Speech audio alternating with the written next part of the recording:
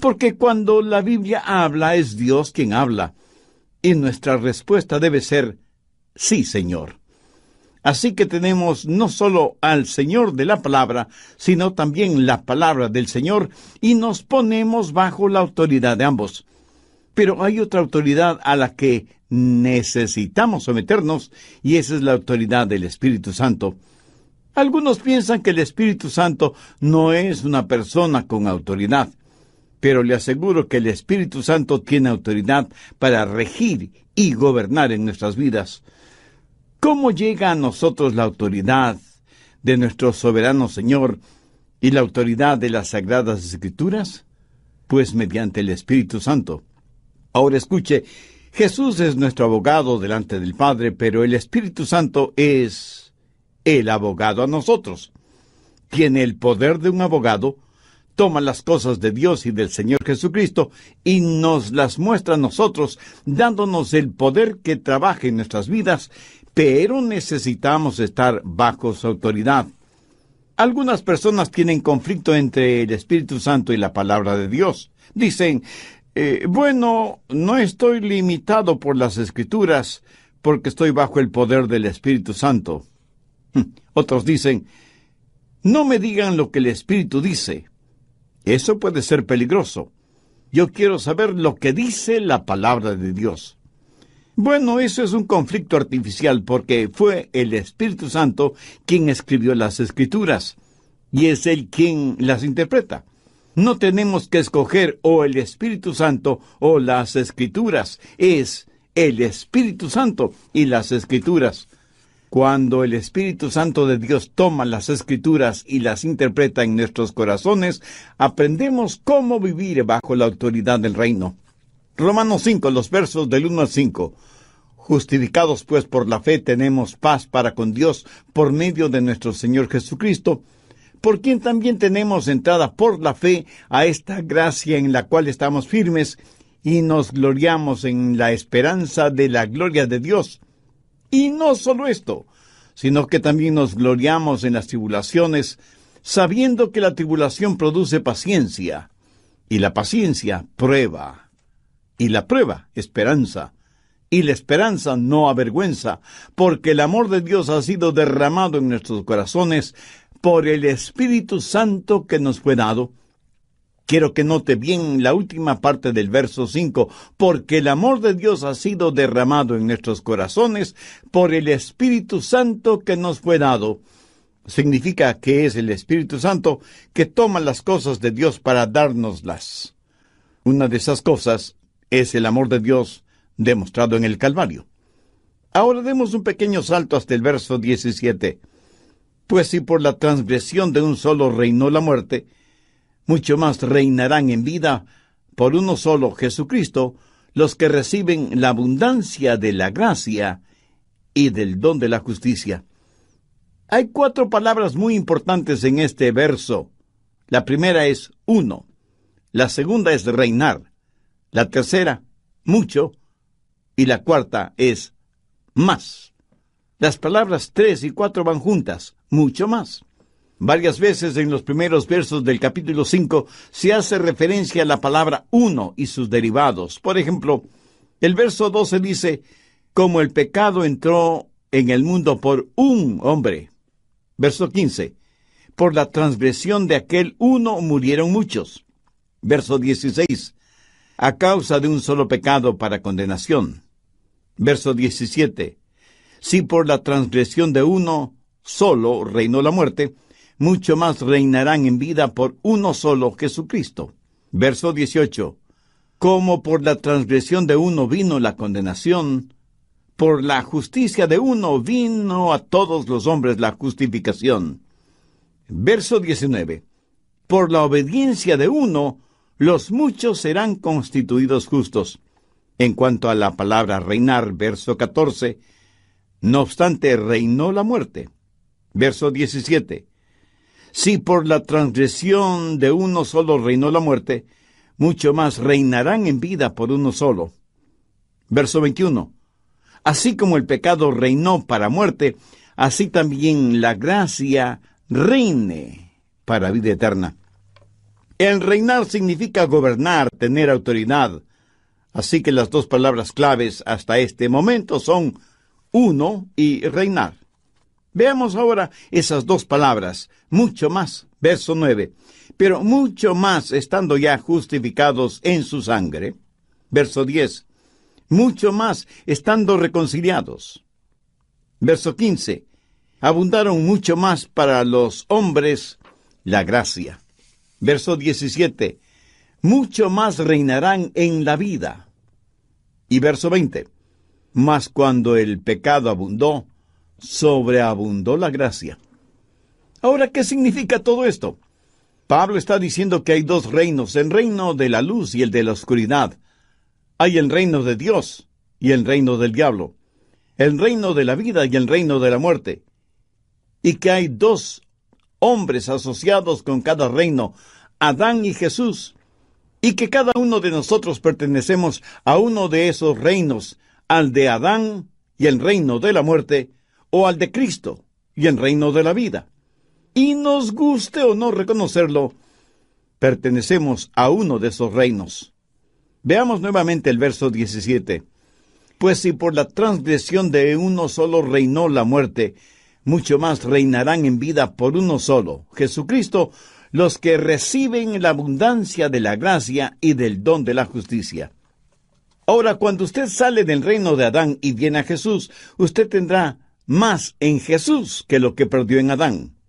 Esa es la razón por la que Pablo enfatiza la frase mucho más. Y alguien a lo mejor me pregunte, Pastor, ¿qué es lo que perdimos en Adán y qué es lo que ganamos en Cristo? ¿Qué debemos hacer al respecto? Bien, primero, ¿qué perdimos en Adán? Veamos el verso 19. Porque así como por la desobediencia de un hombre los muchos fueron constituidos pecadores, así también por la obediencia de uno los muchos serán constituidos justos. ¿Quién desobedeció? Adán. ¿Quién es el que obedeció? Jesús. ¿Qué es lo que recibimos de Adán? Recuerde que Adán representa toda la raza humana. A él Dios le dio el dominio sobre la tierra, pero Adán, al desobedecer, se volvió esclavo del diablo, y nosotros somos la descendencia de Adán. Recuerde que el hijo de un esclavo será un esclavo, y el nieto de un esclavo será esclavo, y así de generación en generación.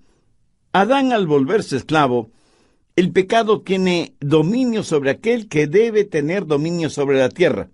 Y porque estamos en Adán y no tenemos el nuevo nacimiento, nos identificamos con él en su esclavitud. Se habla mucho de que somos a la imagen de Dios. Pero mire a su alrededor. ¿Cree que Dios tiene esa imagen? Adán fue hecho a la imagen de Dios. Nosotros somos a la imagen de Adán. La Biblia dice que Adán tuvo un hijo parecido a él, a su imagen. La imagen de Dios estuvo en Adán. Pero esa imagen de Dios en Adán fue manchada y distorsionada, y ahora no tenemos la imagen de Dios. Solo leves, muy leves rasgos de esa imagen de Dios está en nosotros. Lo que vemos en todos nosotros es la imagen de Adán. Usted nunca ha visto a un hombre como Dios realmente se lo imaginó. Suponga que usted nunca en su vida ha visto un tren, un ferrocarril. Cuando vivíamos en Key West, en la Florida, yo le pregunté a un muchachito si alguna vez había visto un tren. Me dijo que no. Ahora, suponga que yo llevo a ese niño a un lugar en donde hubo un tremendo choque de trenes, y todo lo que quedó de esos trenes fueron hierros retorcidos, fundidos, maderas reducidas a cenizas, las locomotoras totalmente destrozadas y las rieles del tren retorcidas. Y le digo a ese niño, hijo, ese es un tren. Pregunto, ¿le enseñé en verdad un tren? De ninguna manera. Lo que le enseñé fue los restos de lo que una vez fue un tren. Escoja un hombre, cualquier hombre. ¿Lo que ve es en realidad un hombre? No. Lo que ve son los escombros de un hombre. Y usted no podrá verlo como hombre total, sino hasta la resurrección, cuando, si es un hijo de Dios, será hecho a la imagen de Cristo. Y hasta cuando usted no entienda lo que se supone debe ser un hombre, no entenderá lo que se supone debe ser una mujer. Y solo entonces entenderá lo que significa el ser a la imagen de Dios. Pero por ahora, hemos heredado algo de Adán, y hemos perdido algo en Adán. ¿Qué hemos perdido en Adán? Veamos el verso 6. Porque Cristo, cuando aún éramos débiles, a su tiempo murió por los impíos. O sea, de Adán heredamos debilidad en vez de fortaleza. Y aquí se habla de debilidad espiritual. Dios le dio a Adán la autoridad para que fuera lo que Dios quería que fuera. Pero Adán perdió ese poder, esa autoridad. Y Dios quiere que usted tenga esa autoridad para que sea lo que Dios quiere que usted sea. Por favor, recuerde que no estamos hablando de poder financiero, ni de fortaleza física, ni de profundos conocimientos intelectuales y gran fortaleza emocional. Usted puede pensar que tiene el poder para hacer lo que quiere hacer, pero no tiene el poder para hacer lo que debe hacer. De Adán ganamos debilidad en vez de fortaleza, y ganamos impiedad en vez de piedad. A su tiempo Cristo murió por los impíos. Ahora el ser impío no significa ser vil. Sencillamente significa no ser como Dios. No significa que usted es un asesino, un violador, sino que usted desconoce lo que es la piedad, la bondad. ¿Sabe cuál es el problema con muchos de nosotros? Que nosotros mismos nos medimos, nos valoramos. En Proverbios 26:12 leemos: «Has visto hombre sabio en su propia opinión, más esperanza hay del necio que de él». Pero, ¿qué es lo que hacemos? Nos miramos a nosotros mismos y tenemos nuestros propios estándares. Y eso, de acuerdo a la palabra de Dios, no es sabio. ¿Ha notado que casi nunca nos comparamos con alguien que es mejor que nosotros? ¿Por qué? Porque saldríamos perdiendo. Pero nos comparamos con alguien inferior a nosotros. ¿Por qué? Porque siempre saldremos ganando. ¿Ha escuchado la frase: «Yo soy tan bueno como sutano mengano»? Pero nadie es lo suficientemente honesto y valiente para decir: «Yo soy tan malo como sutano o mengano». Lo que el hombre hace a veces es compararse con otros que sabe son más malos que él, y estirándose con satisfacción dice: «Ah, soy una persona buena». Pero el estándar es el que Dios tiene para nosotros, no el que nosotros mismos nos imponemos. ¿Sabe usted lo que es el pecado? Busque Romanos 3:23, por cuanto todos pecaron y están destituidos de la gloria de Dios. ¿Sabe lo que es el pecado? Es la diferencia entre usted y la gloria de Dios. La Biblia claramente dice que somos malos cuando deberíamos ser a la imagen de Dios. ¿Qué más hemos recibido de Adán? Veamos Romanos 5, los versos 7 y 8. Ciertamente, apenas morirá alguno por un justo. Con todo, pudiera ser que alguno osara morir por el bueno. Mas Dios muestra su amor para con nosotros en que, siendo aún pecadores, Cristo murió por nosotros. ¿Sabe cuál es el estándar de Dios para usted y para mí? Absoluta perfección. ¿Hay alguien entre nuestros oyentes que se crea perfecto? Bueno, tenga cuidado cómo contesta, porque eso sería la primera muestra de imperfección. La Biblia dice que el pecado es la transgresión de la ley. Si alguna vez usted ha roto una de las leyes de Dios, usted es un pecador, aunque usted no lo piense así, porque no ha roto todas las leyes de Dios. Cuando un policía le detiene por una violación de tráfico, ¿cree que le servirá de algo que le diga al policía todas las otras leyes de tránsito que no ha quebrantado? El apóstol Santiago dice: «Porque cualquiera que guardare toda la ley, pero ofendiere en un punto, se hace culpable de todos». ¿Me dice que no entiende esto? Bien, suponga, solo suponga, que usted está suspendido sobre un ardiente fuego y se sostiene con una cadena de 10 eslabones. ¿Cuántos eslabones de esa cadena deben romperse antes de que usted caiga en el fuego? ¿Solo uno? ¡Solo uno! Es pues el pecado, la transgresión, la violación, el quebrantamiento de la ley de Dios. Pero pecado no es solo hacer lo que no debe hacer, sino dejar de hacer lo que sí debe hacer. El apóstol Santiago lo dice muy claramente: al que sabe hacer lo bueno y no lo hace, le es pecado. ¿Hace usted siempre lo que piensa que debe hacer? Dios no solo nos encuentra culpables porque lo que hacemos es incorrecto, sino también cuando fracasamos en hacer aquello que es bueno. O sea, somos culpables no solo por los pecados de comisión, sino también por los pecados de omisión. Pero también somos pecadores cuando no creemos en Dios, cuando no tenemos fe. Mire lo que dice Romanos 14:23. Todo lo que no proviene de fe es pecado. Me dice que usted tiene perfecta fe y que nunca ha dudado de Dios, que nunca ha hecho nada sobre lo que tiene dudas. Escuche nuevamente lo que dice la Biblia: todo lo que no proviene de fe es pecado. Tener fe en el Señor Jesucristo es el requisito divino para ser salvo. ¿Y usted en quién tiene depositada su fe? La incredulidad es el más grande de todos los pecados, que le condenará y mandará a su alma al infierno. No hay pecado peor que el apuntar el revólver de la incredulidad hacia la cruz y disparar. Pero la Biblia enseña algo más sobre el pecado, y quiero que me oiga con mucha atención. La palabra de Dios enseña que la bondad humana es un pecado. Por favor, no comience a tirarme piedras espirituales hasta que no termine de explicar este punto. ¿De acuerdo? Busque Proverbios 21:4. Altivez de ojos y orgullo de corazón y pensamiento de impíos son pecado. ¿Qué quiere decir esto?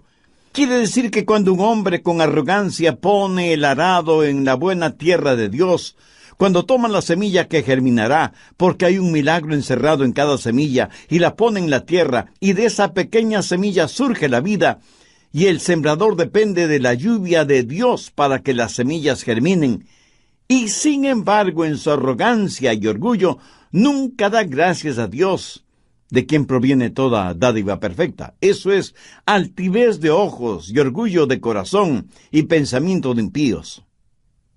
¿Son pecado?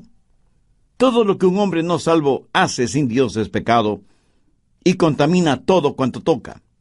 Escúcheme, la bondad humana es la peor maldad cuando se vuelve un sustituto de la fe y del nuevo nacimiento.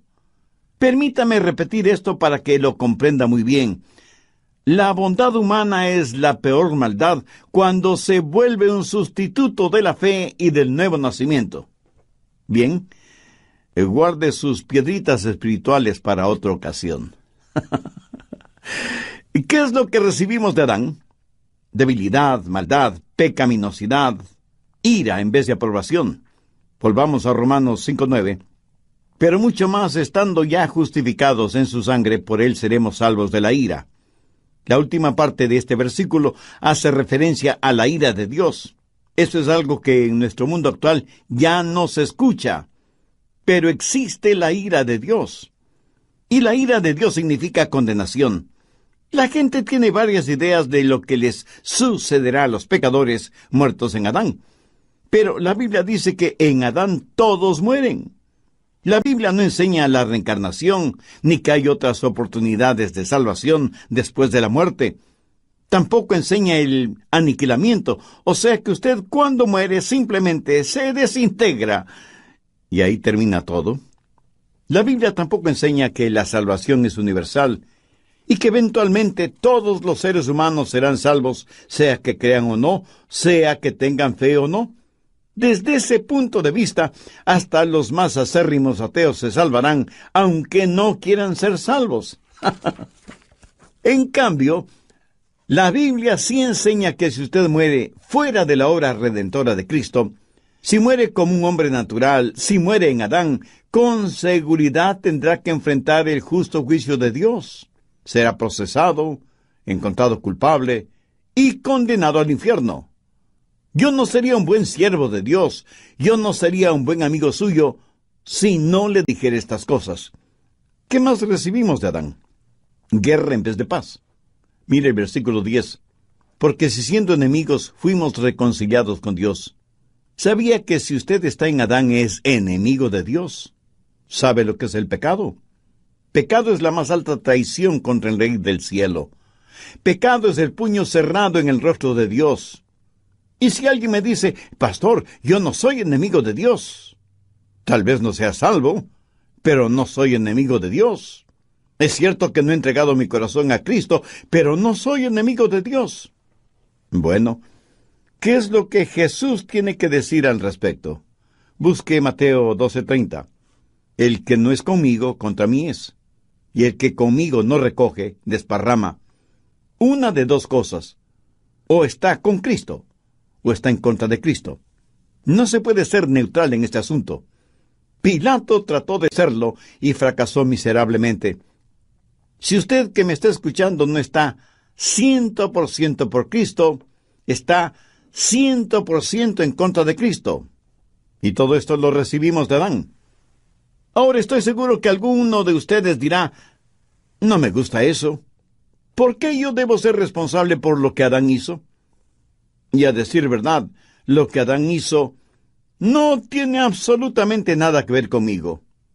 Oiga, ¿de verdad piensa de esa manera? Permítame hacerle una pregunta. Si Adán no hubiera tenido hijos, ¿dónde estaría usted? Así que no me diga que lo que hizo Adán nada tiene que ver con usted.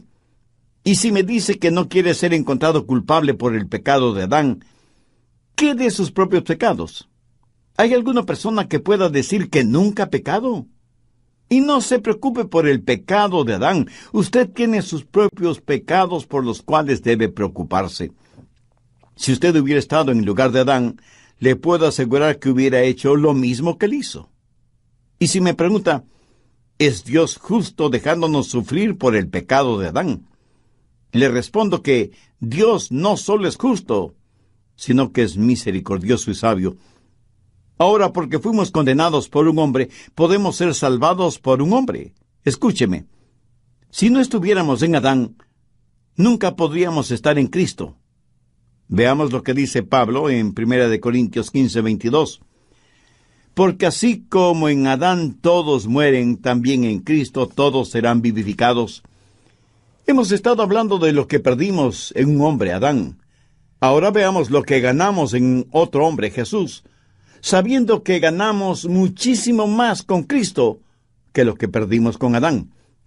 En primer lugar, hay mucho más de nuestra justificación. El verso 9 dice, pues mucho más estando ya justificados en su sangre, por él seremos salvos de la ira. Ahora, ¿qué significa ese mucho más? Que estamos positivamente justificados. Cuando pensemos en la cruz, debemos recordar tres palabras: justicia, misericordia y gracia. Justicia es Dios dándonos lo que merecemos, o sea, el juicio.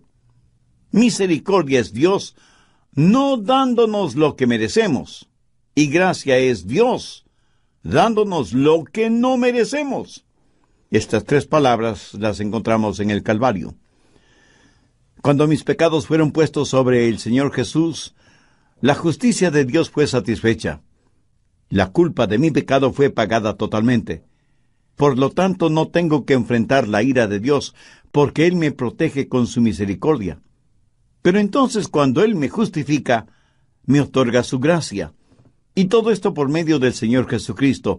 Ese es el significado del mucho más de nuestra justificación.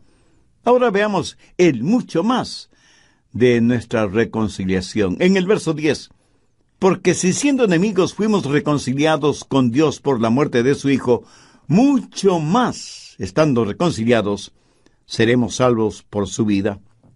Cuando Jesús murió en la cruz, se dio por nosotros. Pero cuando envió al Espíritu Santo, se dio a sí mismo a nosotros.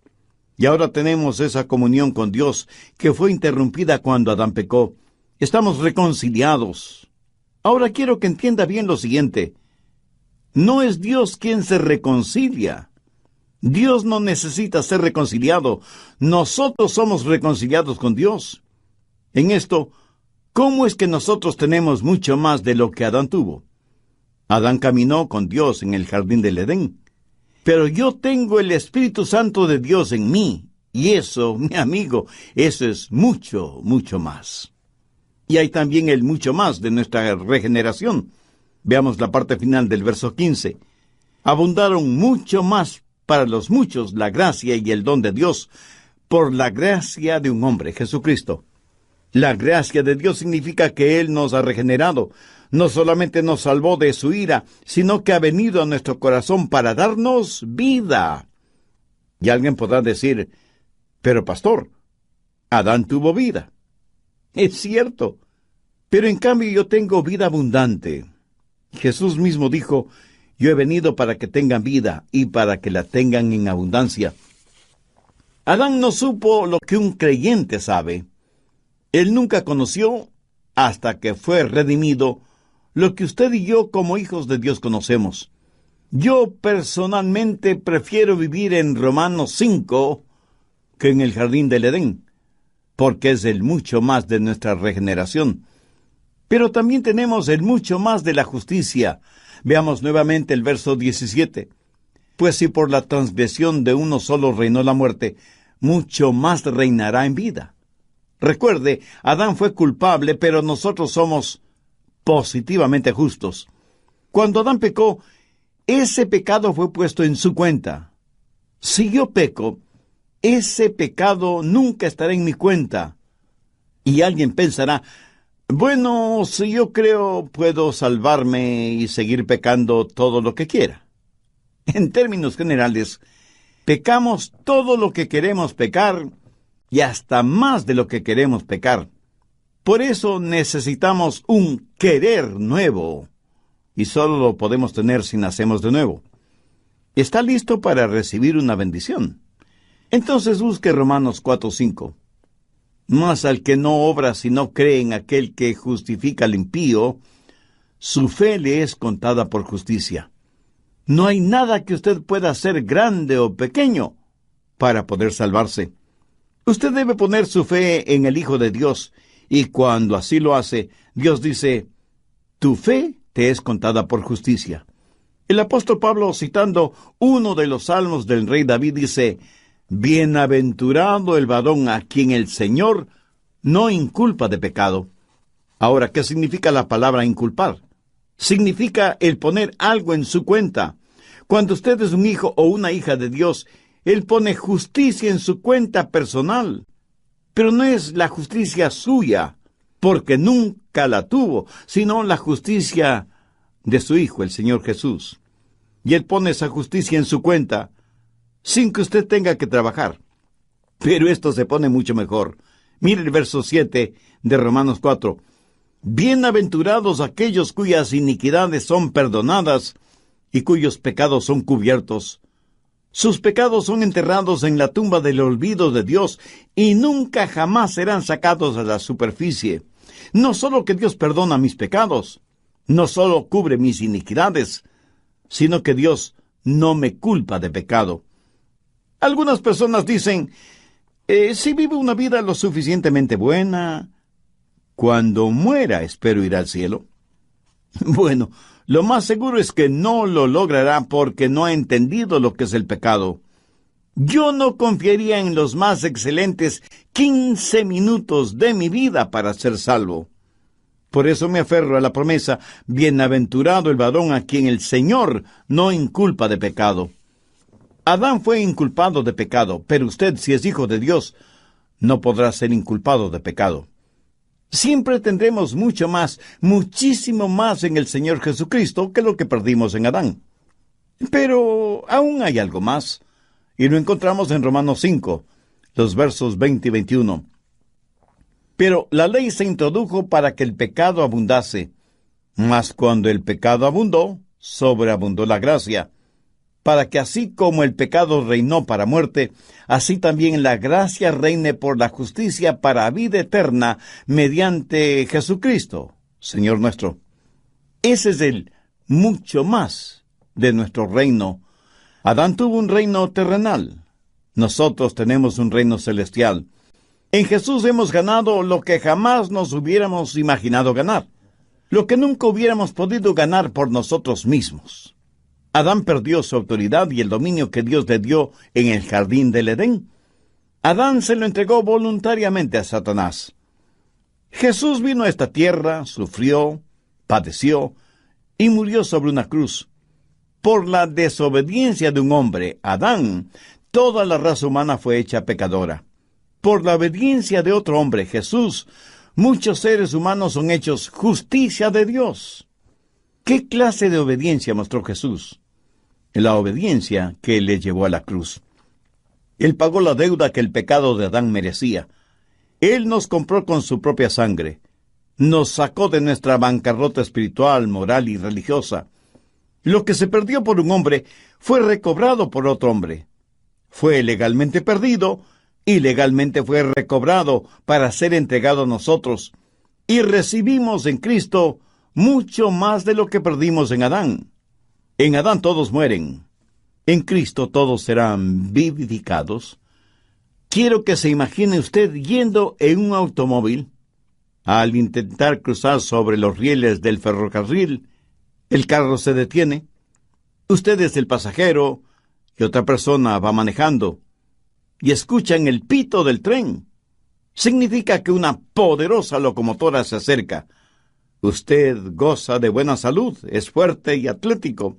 Afloja el cinturón de seguridad y se apresta a abrir la puerta del automóvil. Ese instante usted tiene que hacer una decisión.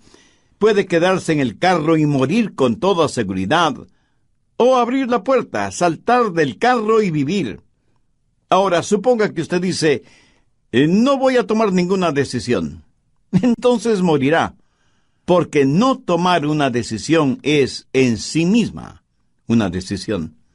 Ahora escúcheme, está en Adán y no tuvo que decidir acerca de eso. Es de la descendencia de Adán, y en Adán todos mueren. ¿Sabe cuál es la decisión que debe tomar ahora? Debe decidir por Cristo. Pero esa es su decisión. Y si no toma la decisión correcta, está decidiendo morir. Usted ya está bajo condenación de muerte. Usted ya está en Adán. Y lo que debe hacer, y Dios me ha permitido que se lo diga por medio de este programa, es hacer una decisión por Cristo. Cuando usted toma la decisión por Cristo, está decidiendo por la vida abundante y eterna.